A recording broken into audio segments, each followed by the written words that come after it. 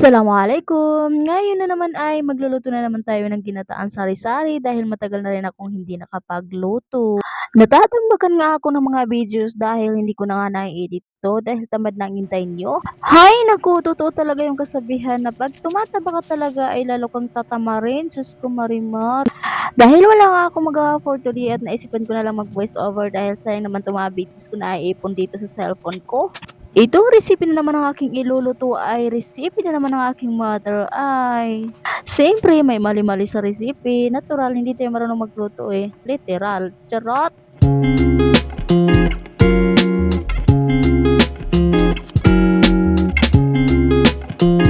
Simulan natin magluto, maglagay muna tayo ng mantika tapos isunod natin yung bawang para lumabas yung aroma niya, tapos isunod natin yung luya. Ano ba 'yan, nagkakalutang-lutang na ako. Isunod natin yung sili. Kung makikita niyo talaga ay 'pag nagluluto ako ay marami talaga yung sili na nilalagay ko dahil 'pag walang sili, eh, nasusuka talaga ako 'pag kinakain ko yung niluluto ko.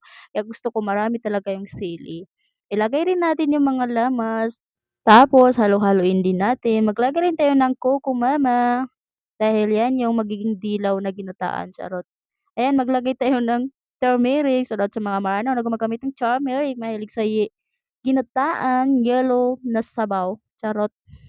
At habang ako ay nagluluto ay nauhaw nga ako kaya ayan uminom na ako. Ayan yung finished product ng ginataan na sari-sari. Tapos magprito tayo ng toyo dahil masarap yan iulam 'pag may ginataan na sari-sari. Sobrang sarap lalo na 'pag nasa bukid ka, ay na mapaparami ka talaga ng kain. Panigurado na naman ay mapaparami na naman ang kain ng aking asawa dahil sa masarap na toyo at ginataan yelo na sabaw. Thank you for watching.